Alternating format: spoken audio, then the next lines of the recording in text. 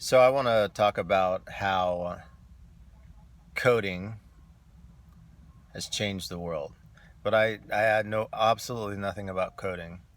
But I want to explain from a spiritual person that has my hand in many different circles, but a spiritual person having a human experience. So when I read Bill Gates' book in the early 2000s, maybe in the 90s, um,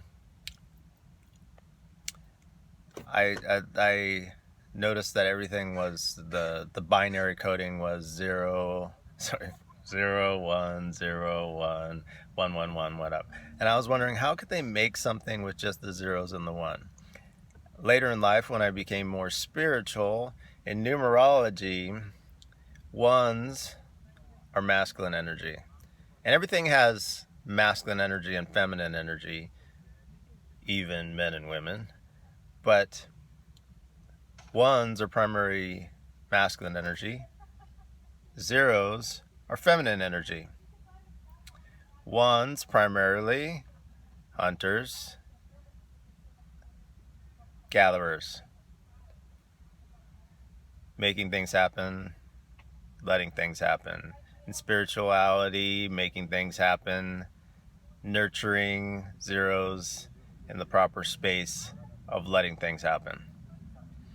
And there's been a fight between the making things happen in the world and letting things happen world in that binary race.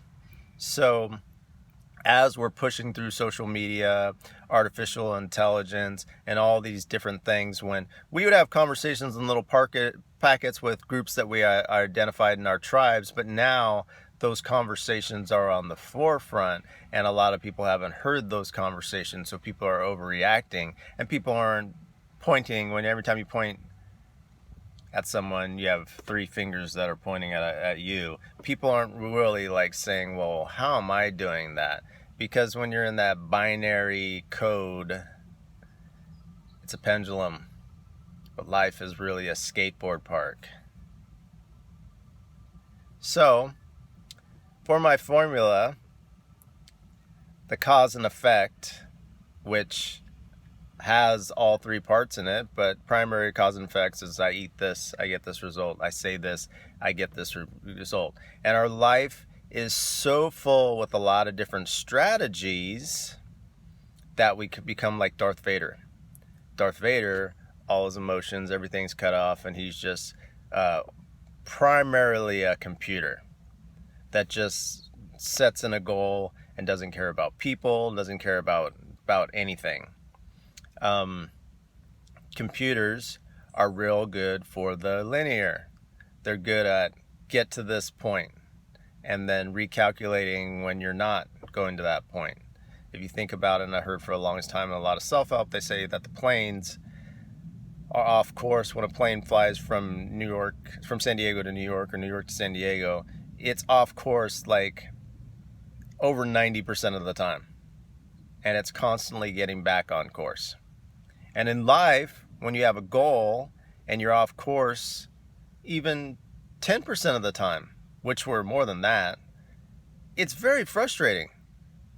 It's very upsetting. It causes a lot of stress unless you heal thyself. Healers, heal thyself. So cause and effect would be the making things happen. I eat this, I get this result. And if you think about the cement trucks that carry cement to different places, they spin, and the reason why they spin in a circle, why do they spin in a circle? So the cement doesn't get hard. We all think we're right. In our little tribes, in our little pockets, we all think we're right. We haven't been tested. We haven't taken it outside of our tribes and had our ideas tested, not only by science, but just tested in the real world. And then we have water, which is feminine energy. And we're right. We all think we're right. We're all spinning in a circle like this. And then we have the water in there. So it spins to keep it from cementing. So that cause and effect situation that we're going through gets clogged like that cement, because we have so many different strategies, and then we're living in a skateboard park, but we're acting like we're living in a pendulum. Gay, straight, male, female, just like the different division, light-skinned black people, dark-skinned black people. We're like just like so confused, like even in our small groups, and we're coming together in these tribes because of an outside force of what we don't like, but we're liking each other because we're blaming an outside force. Men suck, so let's bond as women. So the pendulum, no, it's more like a skateboard park. How can we get into a skateboard park? How can we make our life flow more naturally? And that's the formula. What breaks us out? So let's go back to cement truck. So a cement truck, this beautiful cement truck, a cement truck, if it doesn't get to the location fast enough and it gets hard, you have to jackhammer it out. If it didn't spin, it gets hard, you have to jackhammer it out. If it didn't have enough water, it gets hard and jackhammer it out. That's what cause and effect is like. So the only thing that breaks it out, these trucks are like $100,000 in the US. They're really expensive, each individual truck. And if you have that cement, you either ruin the truck, or ruin part of the truck, this $100,000 truck, or you got to jackhammer it out. You got to take a jackhammer and spend time when the cement gets hard, because it took you too long to get to the location, because you're indecisive. Lots of people in business, even the best business people, are so fucking indecisive. You can say a lot of things about me, but I'm as decisive as a motherfucker. And even sometimes I know people aren't indecisive, but I'll let them make a decision, and let them make a lot of decisions, and I'll just make the ones that are important, that keep the flow and keep things getting there. Like, for instance, most of the podcasts that I make the topic is because I know I'll be decisive about it, and I know we won't waste a lot of time and have a lot of doubt for that. And a lot of times I'll run it by, which one do you want to do, to make it exclusive, or you feel like talking about this. But a lot of times they're just cool with me just like picking the topic and running in and going with it, or I'll ask them about what's going on in their world. Back to the topic. So what does the jackhammer represent? The jackhammer represents chaos. So when we're so cemented and we're together, I think the universe, or God, or nature sends us something to break out of that. It sends us a jackhammer, that chaos, which there's good chaos or bad chaos. We don't tell our family members how we feel, and all of a sudden Nana gets cancer, and then we're finally connecting with her and telling her things that are going on. Or certain races are talking between their own races about stuff that went on for a longest time because it got worse. So for instance, let's take Asian hate. A lot of times Asians wouldn't talk about people being racist towards them at all. And then the Asian hate got to this saying, and then all of a sudden they're addressing stuff that had been there for a long period of time. And I'm not somebody that's all about complaining, but I think it's important to get your voice out there and let people know like about your trauma and what you're going through, and have an understanding so we can all heal and grow. So what takes something from being bad chaos to good chaos? Humility, vulnerability. People think of these words as weakness, weak words. But what it is when I'm at a weak time, for most people, they draw on vulnerability. They draw on humility. They become more flexible. And it's when there's chaos. But when it's good chaos is when we just notice little things. We notice that somebody says something, or your family member gives you a conversation, or we're going too far with we want to toughen up our children, our young relatives to be able to do the world, to live in the world, but sometimes we go too far. Sometimes we're trying to protect them by passing on our trauma, the legacy of our trauma, but that trauma is putting the past in the future. So going back, we have chaos, we have order, which is cause and effect.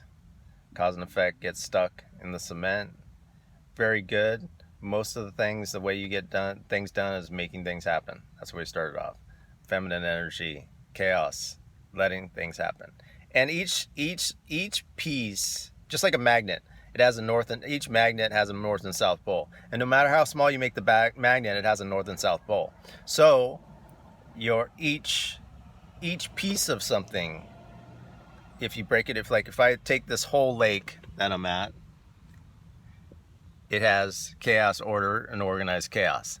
Then if I just focus on a tree, that tree has chaos, order, and organized chaos. Order, cause and effect.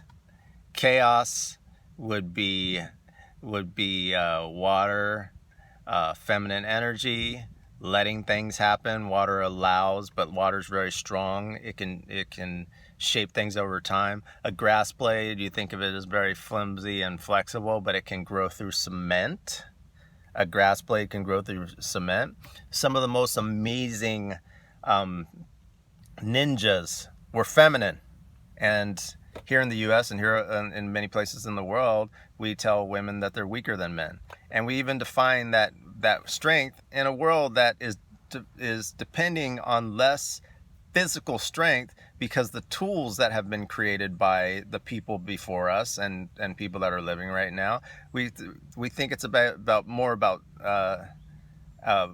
physical strength, when strength is being emotional and having that connection and making those tough conversations and being vulnerable because you know somebody needs to hear something, even though they'll probably talk shit about you for doing it.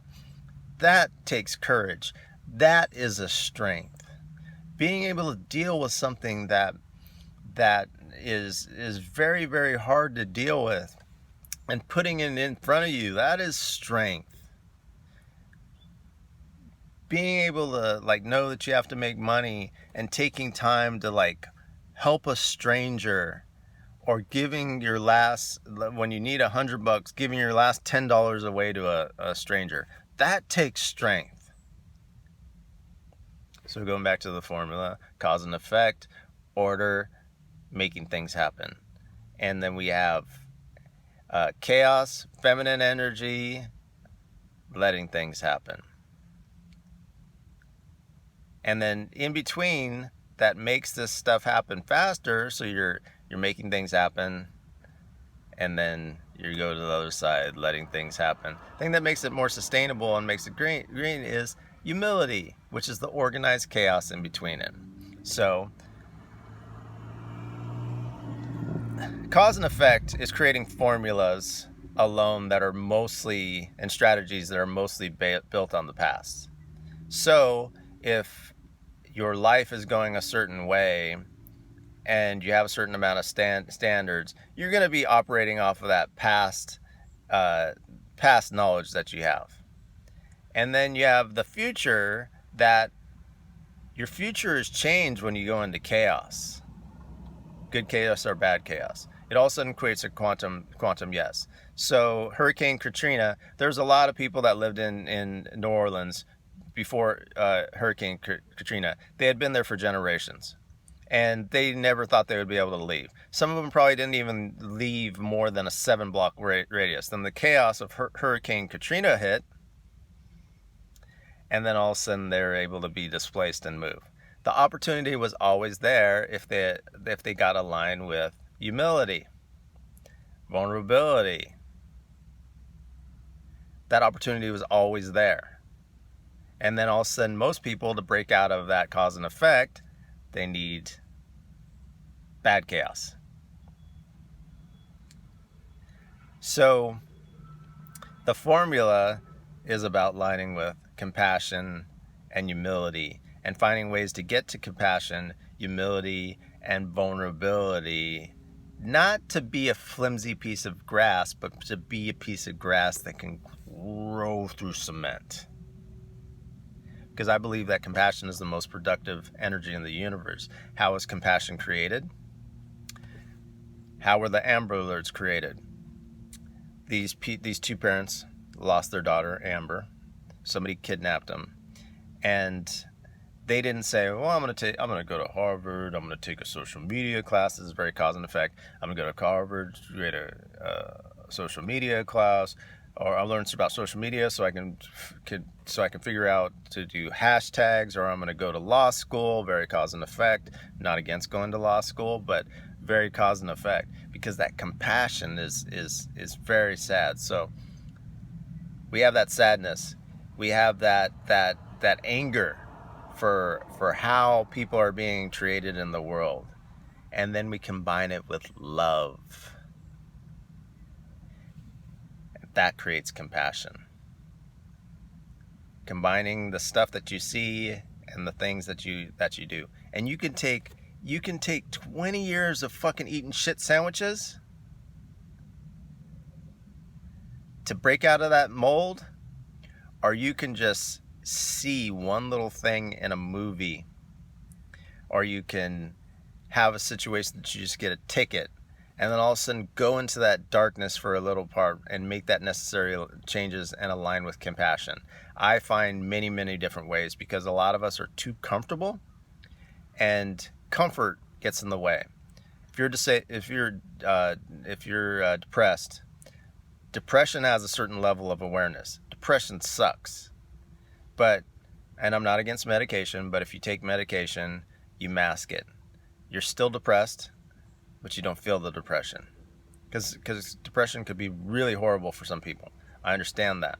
But my goal, and I want you to understand that depression has a level of wisdom. It's just like, okay, why am I depressed? Oh, I'm depressed because my father just died. Why am I depressed? Oh, I'm depressed because my job fucking sucks. Get a new job. Can't right now. What do I need to do? I need to go back to school. Okay, get focused. Go back to school. Or the way I would probably do it is like, I'm depressed. Why am I depressed? Oh, I want to do a new project. Okay, be on the lookout for a new project. Like one that feeds my soul, not just some bullshit project. One that feeds my soul. And see, like, I went from depression to let's go. But being on the lookout like a Jedi, and humbly approaching it. Oh, that sounds so cool. Tell me a little about yourself. Oh, you're doing that. Are you looking for anybody to get involved in that project? It's going to change when I'm talking to different people. I mean, that could have been me talking to a dog. So, and even a lot of, like, why I say a lot of stuff, and I say to people like that, I'm breaking them into chaos, because I know there's like very much value to break into to chaos. So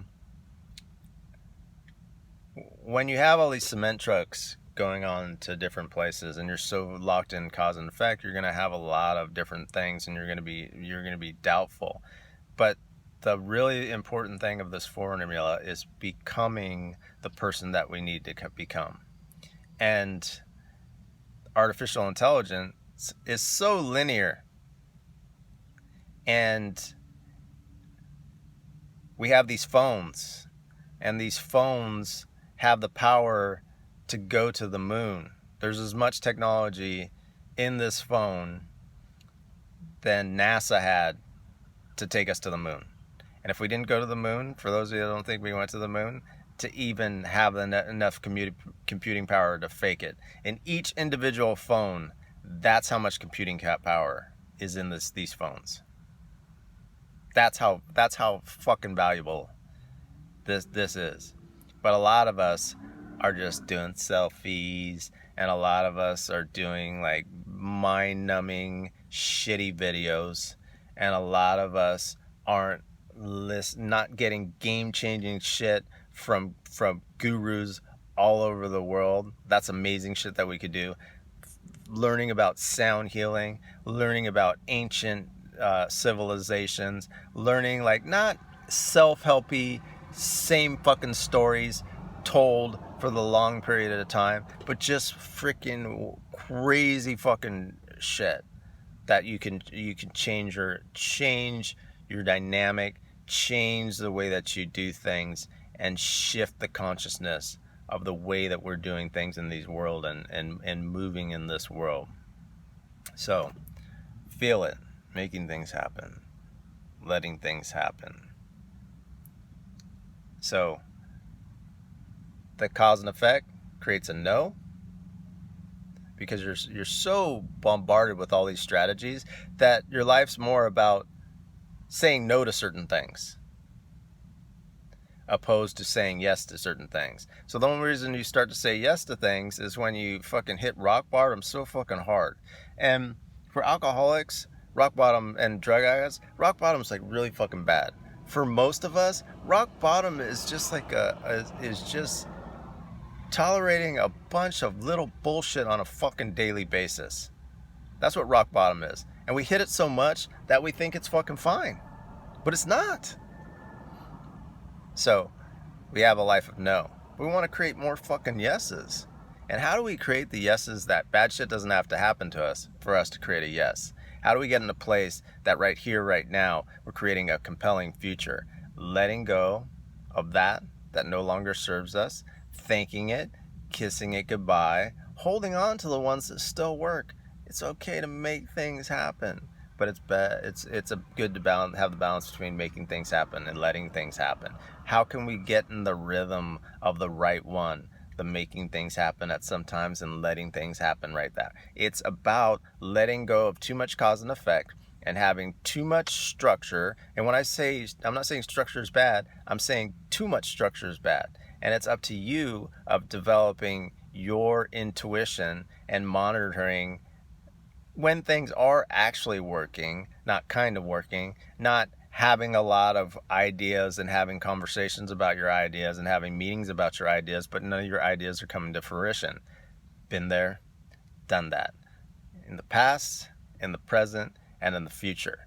But as I tap into the formula and I start to attract and have the right balance of it, I'm doing it more and more and more, creating a compelling future from right here, right now. And as you listen to this, you can feel yourself creating a compelling future right here, right now. Letting go of the way you did some things in the past and creating a quantum yes. Taking time right here, right now to align with beautiful ways of manifesting more and more and more and more beauty right here, right now, right here, right now. Thank you very much. Let me know if you have any questions below. Let me know if you want me to explain anything specifically. Peace.